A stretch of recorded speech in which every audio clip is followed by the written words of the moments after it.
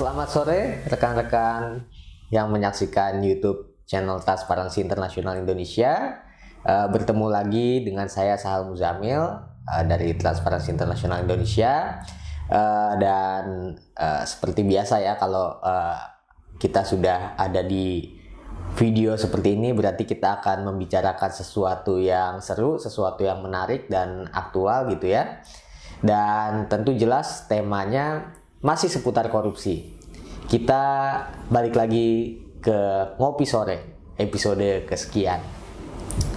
Nah, spesifik pada sore hari ini aku mau ngobrolin sesuatu yang sekarang masih berseliweran di headline pemberitaan media massa, yaitu soal tersingkapnya kekayaan penyelenggara negara gitu ya, setelah ramai kasus penganiayaan gitu. Jadi kasus ini, skandal ini terbongkar setelah anak seorang penyelenggara negara menganiaya gitu ya temannya atau mungkin mantannya pacarnya sekarang gitu ya, dan itu akhirnya membuka borok ayahnya sendiri yang merupakan penyelenggara negara. Siapa lagi kalau bukan Rafael Trisambodo yang akan kita bicarakan pada sore hari ini. Dan aku nggak sendirian untuk ngobrolin topik yang sangat seru ini. Aku bersama manajerku di Democratic and Participation Governance Departemen TI Indonesia, Mas Alvin Nikola. Halo Mas. Halo, selamat sore. Baik dong. Sore. Gimana menyaksikan pemberitaan soal Rafael ini? Kabar baik di tengah situasi negara yang nggak baik-baik aja. Oke. Mas Alvin ini kan bekerja di isu anti korupsi ini kan sudah cukup lama Mas ya.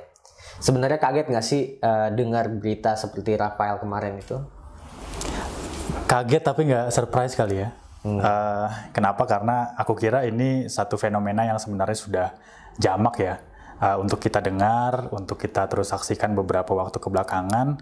Tapi mungkin yang bikin surprise bukan perilakunya ya, perilaku bahwa ada pejabat kita yang kemudian diduga menyelewengkan ataupun juga punya kekayaan yang nggak bisa ditelusuri asal usulnya gitu ya. Tapi yang lebih mencengangkan sebenarnya fakta bahwa lembaga pengawas kita ya, maupun baik yang internal gitu ya, maupun yang eksternal itu nampaknya nggak bekerja cukup optimal selama ini. Jadi artinya ada problem kelembagaan gitu di sana dalam konteks pengawasan, dan ujung-ujungnya adalah sebenarnya ini mengindikasikan ya bahwa ini fenomena yang gunung es gitu ya, pasti jauh lebih banyak yang terjadi di bawahnya. Oke. Kalau aku tanya Mas, kira-kira ini sebenarnya ada kemiripan nggak sih dengan kasus misalnya yang dulu kan Kemenkyu juga pernah dibuat heboh dengan nama Gayus Tambunan gitu. Sebenarnya ada nggak sih kesamaan gitu? Kenapa Kementerian Keuangan ini sepertinya nggak belajar dari pengalaman itu, Mas Alvin? Iya, sebenarnya salah satu ciri khas yang jamak kita lihat ya, kalau bicara soal pola, memang tadi pola pengawasan yang melemah ya, atau bahkan memang sengaja disetting sejak awal ada lines of defense gitu ya, kalau bicara soal pengawasan yang memang disetting tidak maksimal. Kenapa? Kalau tadi satu presidennya ada di Gayus, atau kalau kita bicara soal RAT ini kan sudah sejak 2012 ya kalau nggak salah. PPTK sudah nyundul datanya gitu ya ke Kementerian Keuangan, tapi tampaknya tidak cukup direspon secara proporsional tuh sama irjennya. Atau kalau kita simak terakhir pernyataan Pak Mahfud ya, yang bicara soal bahwa ini sudah ada sejak 2009 laporan-laporan atau temuannya, ini kan sebenarnya mengindikasikan ada problem cara lembaga gitu ya merespon hal-hal atau temuan selama ini. Udah 4 kali ganti menteri tuh Kementerian Keuangan ya, masa sampai sekarang juga belum beres. Jadi artinya yang pertama ada di situ, di sisi cara lembaga merespon ya. Nah yang kedua memang secara instrumen hukum ini kita juga serba sulit ya, serba terbatas. Kita nggak ada tuh faktanya gitu ya, satu delik yang bisa mempidanakan pejabat publik yang nggak bisa ngasih penjelasan tuh asal usul hartanya kayak gimana. Dan itu pun kemudian ada berbagai keterbatasan ya kalau kita bicara soal undang-undang tindak pidana korupsi atau lain sebagainya. Jadi sekali lagi memang ini serba terbatas, tapi memang memperkuat kita bahwa ini negara nggak mau banyak mengatur soal ini nih, gitu. Iya, iya. Aku juga sebelum ini tadi sempat browsing sedikit, aku nemu artikel dari Kompas, Mas Alvin. Katanya PPATK bahkan mendeteksi transaksi nggak wajar dari Rafael ini sudah sejak 2003 gitu.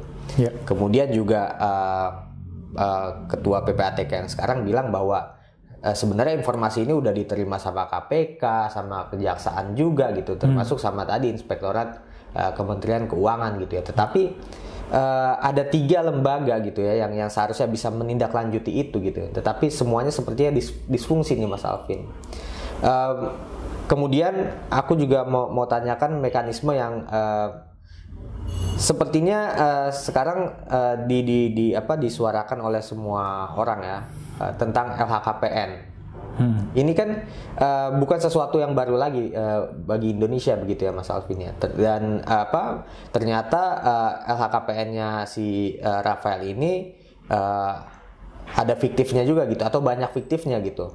Nah ini LHKPN ini sebenarnya gunanya apa nih Mas Alvin? Jangan-jangan lebih bagus itu dijadiin bungkus gorengan aja gitu.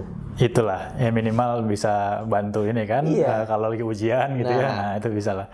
Nah, tapi itu pertanyaan yang vital ya. Kenapa? Karena kita nggak baru-baru ini aja kan nerapin LHKPN, itu udah lama banget. Jadi kan kemudian RAT ini mencuat, kita mempertanyakan lagi kan, ini urgensi dan fakta selama itu kayak gimana gitu. Apakah betul-betul digunakan ya untuk kepentingan pencegahan atau gimana? Nah, yang pertama kita mau bilang memang rezim LHKPN di Indonesia itu rezim yang sifatnya asset declaration ya. Jadi artinya memang ada dorongan untuk dari negara ya dalam hal ini untuk betul-betul minta nih kepada penyelenggara negara ya untuk minimal dia ngedeklar harta aktualnya gitu.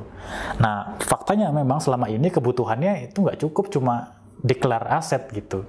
Tapi kita harus betul-betul lebih daripada itu. Jadi artinya bukan hanya deklar soal informasi, soal pendataan, tapi juga apakah kemudian harta itu betul, kalaupun betul, wajar atau tidak, disesuaikan dengan profil jabatannya. Jadi kalau negara-negara dengan tingkat CPI yang bagus gitu ya, itu udah beyond asset declaration. Jadi dia udah bicara soal apakah kemudian wajar atau tidak itu hartanya dan bagaimana sih asal usulnya begitu. Nah, itu poin yang pertama. Nah, poin yang kedua sebenarnya memang kalau kita sitir secara kerangkanya, ini kerangkanya memang kalau kita bilang macan yang bukan lagi ompong ya. Kalau ompong kan mungkin dia tumbuh gigi gitu ya, terus kemudian ompong lah. Nah, ini kira-kira memang disetting nggak punya gigi dari awal gitu. Okay. Kenapa? Karena memang frameworknya administratif banget. Jadi artinya kepentingannya hanya di level pendataan. Padahal kalau kita bicara soal problem korupsi kita kan konflik kepentingan ya. Nah, LHKPN itu nggak bisa nyampe tuh untuk mendeteksi apakah si penyelenggara negara yang melaporkan itu punya potensi konflik kepentingan atau tidak. Jadi artinya secara aktual kita ini masih berada di level paling bawah ya. Kalau bicara soal deklarasi aset hanya di level pendataan, padahal kebutuhan kita itu udah jauh lebih banyak. Apakah kemudian dia bisa menelusuri ya atau memotret konflik kepentingan. Nah itu, jadi kemudian ada problem konseptual juga ya kalau kita bicara soal KPN. Nah yang terakhir, kalau kita lihat secara instrumen hukumnya, dia serba terbatas juga tuh. Kenapa? Karena ambil contoh misalnya kalau di Undang-Undang Tipikor kita, LKPN itu cuma ngatur pejabat publik. Pejabat publik artinya kalau kita refer lagi itu cuma eselon 1 sama 2 ya. Nah, sedangkan eselon 3 ke bawah tuh gimana gitu nasibnya. Padahal kalau kita baca trennya selama ini itu juga jadi penghubung juga ya. Eselon 3 ke bawah juga jadi aktor yang ikut bermain juga. Dan kalau kita baca sekarang justru kebutuhannya juga untuk melihat teman-teman di eselon 3 ke bawah. Jadi artinya secara administratif ada, tapi bicara soal efektivitas, ini masih jauh lah gitu. Oke. Jadi kata kuncinya mungkin adalah LHKPN ini sampai sekarang masih soal administratif belaka ya Mas Alvin ya. Belum penggunaannya belum setara dengan penggunaan di negara-negara mungkin yang CPI-nya lebih bagus gitu ya. Nah, menarik juga Mas Alvin menyinggung CPI Indonesia karena tahun 2022 tahun pengukuran terakhir itu Indonesia jeblok banget, skornya terburuk sepanjang sejarah reformasi.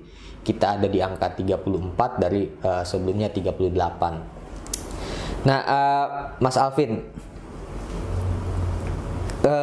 pertanyaannya kemudian kan reaksi pemerintah gitu ya menyikapi isu Rafael ini adalah menghimbau supaya pejabat atau penyelenggara negara ini jangan pamer lah gitu. Nah, aku sih sebenarnya agak tergelitik juga nih, kok himbauannya seperti ini. Apakah pejabat negara dan penyelenggara negara itu nggak boleh kaya gitu ya? Atau gimana nih? Apa negara mengambil alih tugas penceramah di masjid-masjid dan musola gitu? Biasanya kan kita dengar himbauan seperti itu kan adanya ya di tempat-tempat ibadah gitu, jangan sombong segala macam gitu. Tetapi ini sekarang dikeluarkan oleh negara begitu. Nah, kenapa nggak bilang misalnya jangan korupsi gitu ya? Nah, jangan mencuci uang dan sebagainya begitu. Gimana Mas Alvin, menurut Mas Alvin ini cacat logika nggak sih sekarang? Iya, kita bilang ini bukan lagi cacat logika ya, ini memang sudah didesain sejak awal seperti itu, ada mismatch ya. Kalau kita telusuri dari sebelumnya ya, bukan hanya di kasus ini, ya memang selalu nggak menjawab persoalan utama ya. Jadi problemnya konflik kepentingan dijawab digitalisasi, yang problemnya adalah money politik, yang dijawab adalah apalah. Jadi serba nggak nyambung, tapi nggak nyambungnya memang kelihatan ada intensinya ya. Jadi artinya memang kita betul-betul perlu kritis ya melihat respon pemerintah hari ini kalau kita bicara memang pemberantasan korupsi. Nah, menyambung tadi pertanyaan saya, aku kira memang clear bahwa yang harusnya ditelusuri pidana korupsinya, bukan soal pamernya itu sendiri ya. Walaupun kalau kita baca itu kan dimensi yang juga ada sangkut pautnya dengan ranah etik ya. Jadi artinya memang ASN gitu ya, memang diatur ada gerbong-gerbong etik yang memang dia harus patuhi. Nah, tapi saya kira negara harusnya tidak mengatur hal itu. Yang harus diperkuat justru adalah bagaimana menelusuri aset-aset tadi. Nah, itu poin yang pertama. Dan yang kedua, kalau pemerintah mau konkret, ya sebenarnya sudah ada tuh menu-menunya tuh ya. Kalau kita selalu dorong. Ya satu misalnya ya yang paling clear, perkuat dong undang-undang tindak pidana korupsinya. Jadi nggak lagi bicara di level yang sangat imajinatif gitu ya, soal harta kekayaan, soal pamer dan lain sebagainya, tapi justru perkuat proses pelacakannya, deteksinya, perkuat bagaimana kita bisa mempidanakan illicit enrichment ya kalau bahasa konvensi anti korupsi. Ya, selama ini kan ya kita adem ayem aja ngelihat banyak tadi ya pejabat yang kemudian nampaknya punya harta kekayaan tidak wajar, tapi kita nggak bisa ngapa-ngapain. Nah, faktanya harusnya kita bisa ngapa-ngapain dong untuk merespon hal itu. Justru kan dengan perilaku pejabat yang mungkin mayoritas terbuka gitu ya, membukakan dirinya sendiri sebenarnya untuk bisa dilihat publik, itu harusnya bisa jadi salah satu evidence bagi penegak hukum ya untuk bisa merespon hal itu. Nah, yang kedua sebenarnya menu yang lain ya, menu yang udah 10 tahun belakang nih yang kita selalu bicarakan ya, soal RUU perampasan aset, yang selama ini juga sebenarnya itu penting untuk memperkuat LHKPN itu sendiri gitu. Jadi tentu kan selama ini ya faktanya kita nggak bisa ya untuk mempidanakan, tapi justru harusnya lagi-lagi nggak hanya soal pidana kan, tapi juga ada mekanisme-mekanisme lain yang sebenarnya juga sudah ada tertuang gitu ya di undang-undang RUU perampasan aset kita.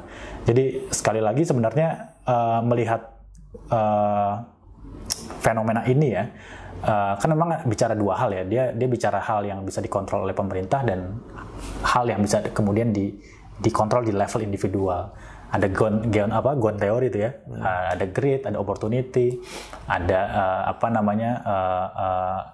yang bicara soal kontrol di lembaga. Jadi artinya greed sama opportunity kan di level individu ya, itu yang nggak bisa dikontrol sama pemerintah. Nah itu maksudnya bicara soal hedonisme, bicara soal pamer-pamer tadi, flexing gitu ya.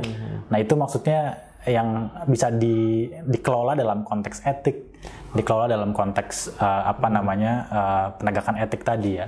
Nah, sedangkan yang lainnya kan bicara soal institusional ya. Nah ini kan kemudian nggak menjawab juga kan, kalau kita dulu sering bilang ya naikin remunerasinya biar nggak korupsi. Nah sekarang Kemenkeu udah paling tinggi tuh dari seluruh kementerian di Indonesia ya, tapi ternyata masih ada. Nah ini kan artinya perlu menyeimbangkan hal itu gitu. Iya, oke, Mas Alvin, thank you banget Mas Alvin. Menarik juga tadi kita bahas soal pamer dan memamerkan harta gitu ya, karena setahu aku nih Mas, Kemenkeu itu mungkin adalah yang paling seneng gitu kalau ngelihat orang pamer sebenarnya. Kalau misalnya seleb-seleb pamer itu di komen tuh di Instagram itu sama akun Kemenkeu, pajaknya udah belum gitu kan. Nah sekarang ironisnya adalah himbauan itu berubah gitu. Sekarang jadi disuruh jangan pamer-pamer, dan terutama yang nggak boleh pamer adalah yaitu pejabat Kemenkeu gitu. Mas Alvin, aku juga mau nanya soal ini. Ini aku kemarin sempat satu forum dengan Mas Rizwin dari ex pegawai KPK gitu ya. Kita balik soal ke LHKPN lagi. Sepertinya nih kan penggunaan LHKPN ini belum optimal nih Mas. Ya. Aku nggak tahu nih keterbukaannya LHKPN ini seperti apa gitu. Apakah publik bisa mengaksesnya secara luas atau gimana gitu. Nah, tetapi mungkin nggak sih kalau misalnya tugas memonitor LHKPN ini diambil alih oleh masyarakat sipil gitu. Karena sepertinya di tangan penyelenggara negara, di tangan penegak hukum ini kok nggak jadi apa-apa gitu. Jangan-jangan katakanlah portal untuk mengupload LHKPN ini seharusnya bukan dikelola sama lembaga negara nih, harusnya dikelola sama masyarakat sipil supaya kelanjutan monitoringnya itu lebih jelas gitu. Menurut Mas Alvin gimana? Iya, ini kan soal kapasitas dan kemauan ya sebenarnya. Jadi kita kira banyak problem kita gitu ya. Sejak COVID kita banyak banget tuh. Kita masih ingat kan dulu cari-cari oksigen susah, terus kemudian bikin donasi segala macam, cari bansos susah. Masyarakat sendiri yang garang, rakyat bantu rakyat gitu ya. Nah ini harusnya memang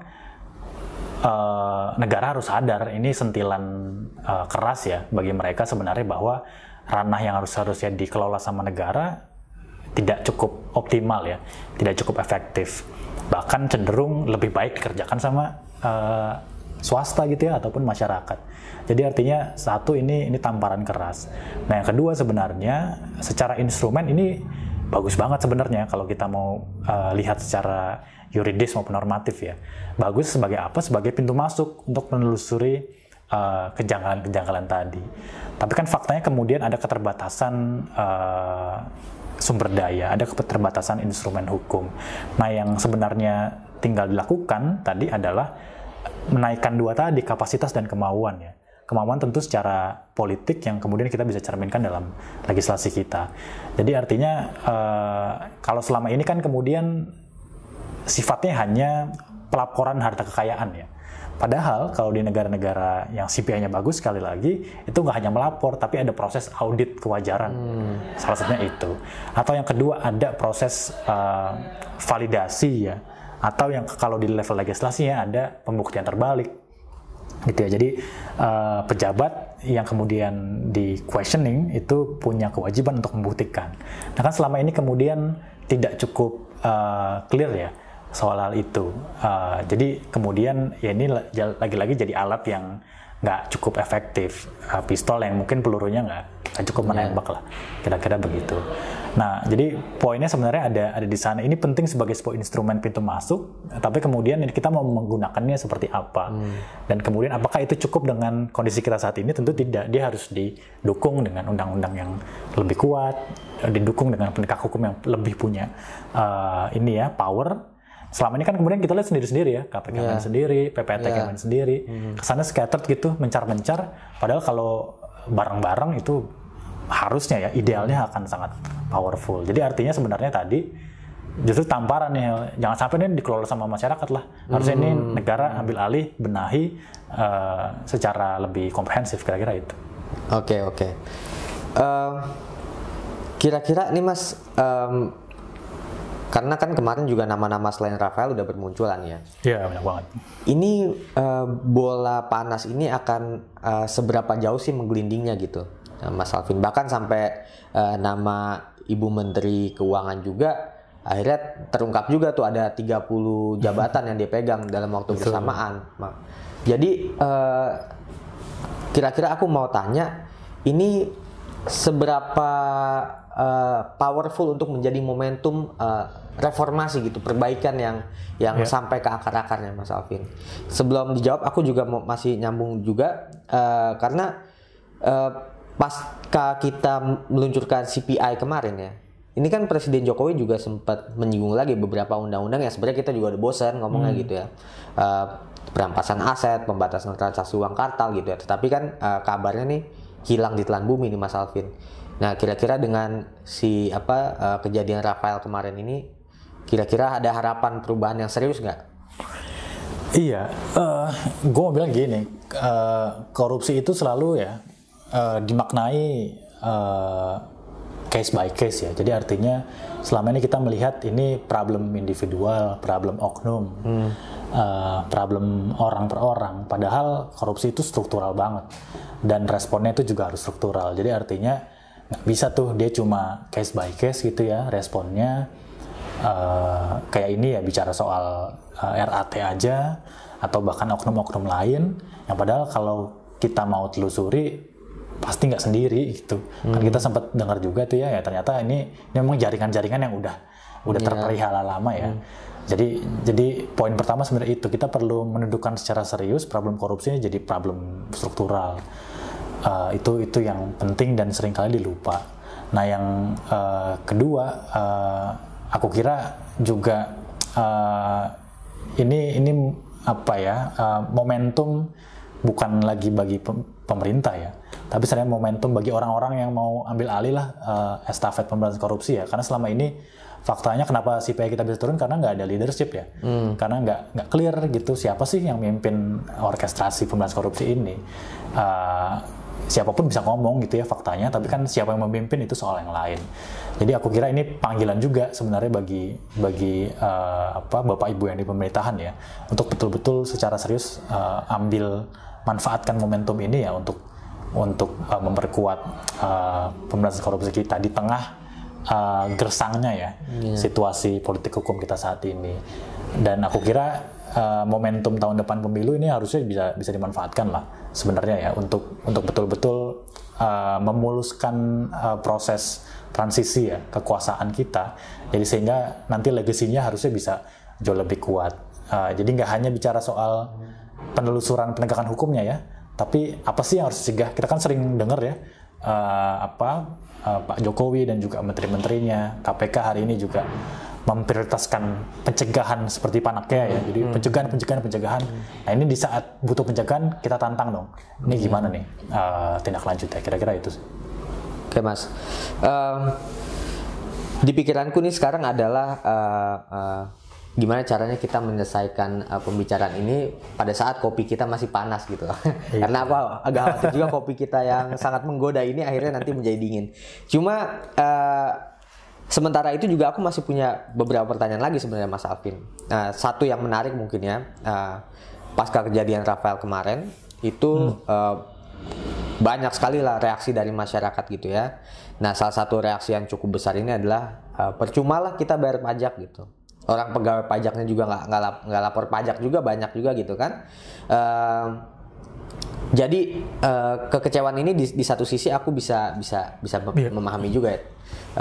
Cuma kita tahu pajak itu kalau dalam kacamata ideal sebenarnya sesuatu yang sangat penting kan untuk pembangunan negara gitu dan untuk mewujudkan visi keadilan sosial kita bahkan. Kira-kira Mas Alvin bisa dimengerti nggak sih reaksi tersebut dari masyarakat kita? Iya, aku mau bilang begini, selain tadi problem korupsi kita perlu maknai secara struktural, dia juga sebenarnya satu fenomena yang sebenarnya dekat banget sama kehidupan kita sehari-hari ya. Jadi artinya ini bukan persoalan bapak ibu yang di DPR atau yang jauh gitu ya, tapi ini soal gimana katakanlah harga minyak goreng kita yang kemarin naik itu juga ada problem korupsi di dalamnya. Gimana soal kebutuhan perumahan kita ya, housing kita yang serba sulit aksesnya saat ini juga mungkin kalau kita telusuri ada kontribusi korupsi di dalamnya. Jadi artinya sebenarnya kalau kita mau mendudukan ini sebagai hal yang dekat dan kalau kita cerminkan sebagai pajak tadi ya, nah ini betul-betul problem real yang kita hadapi sehari-hari ya sebagai publik. Jadi balik lagi ke pertanyaanmu, wajar banget gitu, sangat wajar gitu ketika kita sehari-hari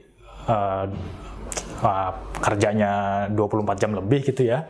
Kalau kita mau cari ke teman-teman yang memang bekerjanya luar biasa besar, terus kemudian hasil pajaknya, hasil keringatnya setiap hari kemudian ternyata dipakai atau digunakan untuk kepentingan yang bukan untuk publik, wajar. Dan aku kira kalau ini tidak direspon secara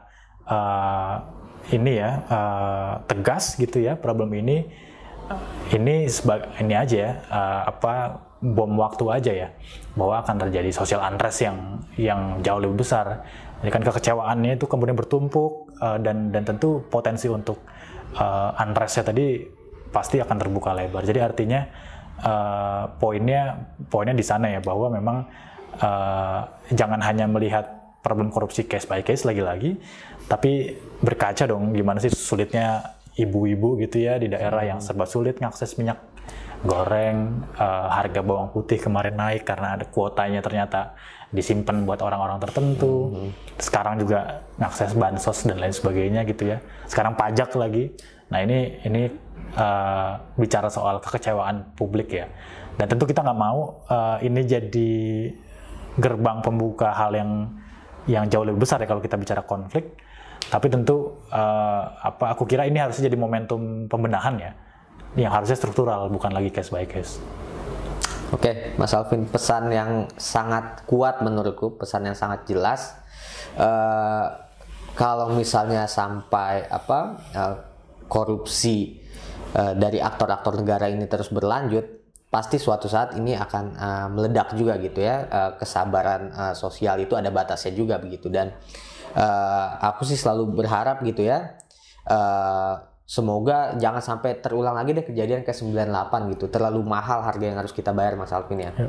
Dan tapi untuk itu juga sebenarnya nggak cukup harapan dari masyarakat seperti aku. Tentunya butuh kesadaran tadi yang dipanggil berulang kali sama Mas Alvin, bapak ibu dari pemerintahan gitu, harus mulai berbenah gitu. Karena tanda-tandanya sebenarnya udah ada sih, Mas, kalau menurutku ya.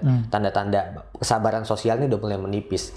Bahkan di daerah-daerah tuh ada yang kepala daerahnya protes, dan kita merdeka aja keluar aja dari Indonesia gitu. Karena pasti itu ada penjelasannya, salah satunya ketidakpuasan terhadap pemerintah pusat gitu ya, terhadap kepemimpinan nasional, terhadap pemimpin orkestrasi pemberantasan korupsi tadi kalau meminjam istilahnya Mas Alvin.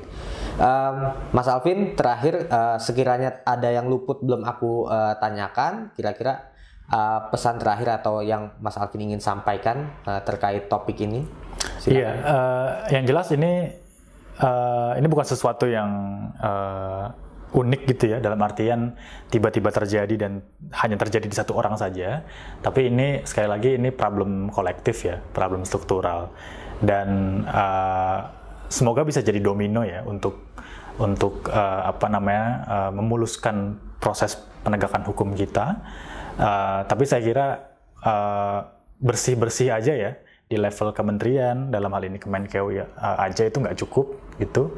Ini harus jadi panggilan untuk bersih-bersih dalam skala yang lebih luas, dan juga di saat bersamaan juga betul-betul nampilin menu-menu tadi ya, menu-menu pencegahan yang sebenarnya kita sudah lama banget suarakan tapi juga nggak kunjung disahkan. Nah, yang kedua sebenarnya kalau kita bicara dalam konteks hari ini, tentu juga bicara pentingnya sebenarnya kontrol publik ya. Kalau kita lihat dari beberapa kasus terakhir ya, yang menguak beberapa tahun ini, kasus di kepolisian, di Kemenkeu, dan lain sebagainya, itu kan sebenarnya juga ada banyak kontribusi masyarakat di dalamnya ya, untuk nggak kena lelah tuh menyuarakan isu ini. Dan aku kira itu jadi salah satu modal kita yang harus terus kita suarakan itu ya, harus terus berlanjut, dan semoga terus bisa hidup gitu ya api perjuangannya. Itu aja, makasih banyak. Ya, mantap Mas Alvin. Kalau kata anak-anak sekarang, Twitter do your magic. gitu Mas kurang lebih. Betul. Mas Alvin sekali lagi terima kasih banyak udah mau ngobrol di tengah kesibukan Mas Alvin. Thank you. Mudah-mudahan kita nggak akan lama lagi bikin obrolan kayak gini lagi, dan tentunya memberikan edukasi juga untuk penonton YouTube channel TI Indonesia. Kalau gitu saya Sahal Muzamil pamit undur diri juga. Sampai jumpa lagi di ngopi sore berikutnya.